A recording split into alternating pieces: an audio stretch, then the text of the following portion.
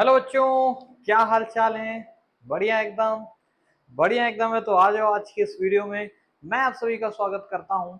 और आज बच्चों हम लोग बहुत ही इंपॉर्टेंट टॉपिक केमिस्ट्री के पढ़ने वाले हैं, जो कि क्लास 12 केमिस्ट्री के chapter number 3 according to NCERT chemical kinetics से संबंधित है। यहाँ पर बच्चों बोला गया है कि जो टाइम लगता है किसी फर्स्ट ऑर्डर रिएक्शन के 50% कंप्लीट होने में, वो कितने गुना 99% कंप्लीट होने वाले टाइम से होता है। मतलब 50% रिएक्शन अगर फर्स्ट ऑर्डर वाली कंप्लीट हो गई है, तो जो टाइम लगा वो 99% कंप्लीट होने वाले रिएक्शन के टाइम के कंपैरिजन में कितनी है, यानी ये x की वैल्यू हमें निकालनी है। तो बहुत ही आसान क्वेश्चन है। जो हमारे पास बेसिक टाइम का फॉर्मूला है फर्स्ट ऑर्डर के लिए, वही यूज करना है और आंसर देखिए चुटकी में आ जाएगा। देखिए मैं स्टेप बाय स्टेप सॉल्व कर रहा हूँ, ध्यान से सुनिएगा मेरी बात। देखिए टाइम का बच्चों फॉर्मूला जो होता है वो होता है ऐसा कुछ 2.303 अपॉन के इंटू में L N of sorry not L N log of A naught by A. 2.303 upon K into log of A naught by A. ठीक है, नीचे के ए। अच्छा, ए नॉट होता है बच्चों इनिशियल कंसंट्रेशन, और ए होता है फाइनल कंसंट्रेशन जो कि बची हुई है, यानी finally left amount of concentration. ठीक है, ओके। मान लेते हैं बेटा दोनों में इनिशियल कंसंट्रेशन कितनी है, ए नॉट है। तो 50% कंप्लीट होने पे कितना टाइम लगेगा, वो लगेगा 2.303 अपॉन, मान लीजिए रेट कांस्टेंट कितना है, के है, इनटू में लॉग ऑफ इनिशियल कंसंट्रेशन आपने ए नॉट माना। और अगर कोई रिएक्शन 50% कंप्लीट हो गई है, यानी उसमें रिएक्टेंट 50% खत्म हो चुके हैं, तो बचे कितने बेटा 50%। और 50% का मतलब होता है बेटा आधा। तो ए नॉट शुरू में थे, अब बचे कितने, आधे ही बचे हैं, यानी ए नॉट बाई 2 बचे हैं। तो बेटा क्या ये ऊपर 2 चला जाएगा, सोचो, चलो छोड़ो उसको बाद में सॉल्व करेंगे।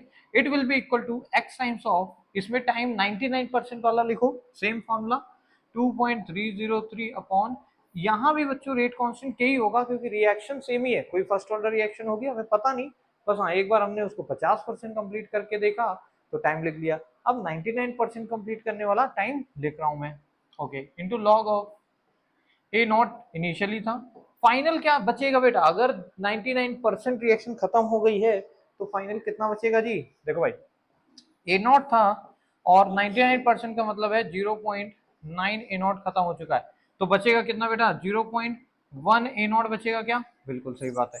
और जैसे ही भैया आप डिवाइड करोगे, आप थोड़ा सा कैलकुलेशन है, बाकी सब सेम है, क्या ये और ये कैंसिल हो जाएगा बेटा, बिल्कुल। देखो अब इसको सॉल्व करो, ये है लॉग ए नॉट से ए नॉट मर जाएगा और ये 2 ऊपर चल जाएगा बेटा, तो लॉग 2 बराबर, इधर देखो भैया log sorry X times of X ही तो निकालना है, X times of log of A naught मर जाएगा, ये पॉइंट आप हटाएंगे तो नीचे जो 10 आएगा बेटा वो 10 ऊपर चला जाएगा, तो क्या लॉग ऑफ 10 बन जाएगा। अब बच्चे बच्चे को पता है लॉग 10 की वैल्यू 1 हो जाएगी, और भैया x बराबर लॉग ऑफ 2 हो जाएगा, यानी 0.3 के बराबर हो जाने वाला है। समझ रहे हो क्या।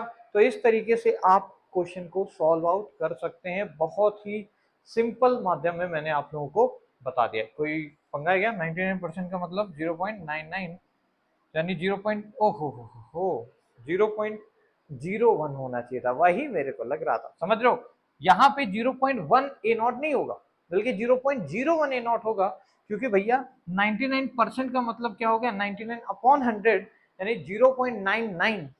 तो ए में से मतलब 1 में से आप 0.99 घटाओगे तो 0.01 बचेगा बेटा।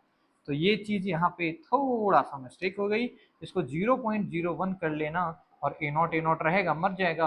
अब पॉइंट हटाओगे तो नीचे 2 जीरो आएंगे बेटा और 100 ऊपर जाएगा, तो लॉग 100 बेटा जब आप सॉल्व करोगे तो लॉग 100 क्या हो जाता है 2 हो जाता है, तो यहाँ से 2 आएगा नीचे, सो भैया ये 2 डिवाइड में आएगा और एक्स की वैल्यू 0.6 सॉरी 0.15 आ जाएगी। समझ गए क्या, 0.15 हमारे पास आंसर एक्स का आ जाएगा। तो इस तरीके से आप बच्चों क्वेश्चन को सॉल्व कर सकते हैं इजीली, और अपनी मिस्टेक को भी एक्यूरेटली देख सकते हैं।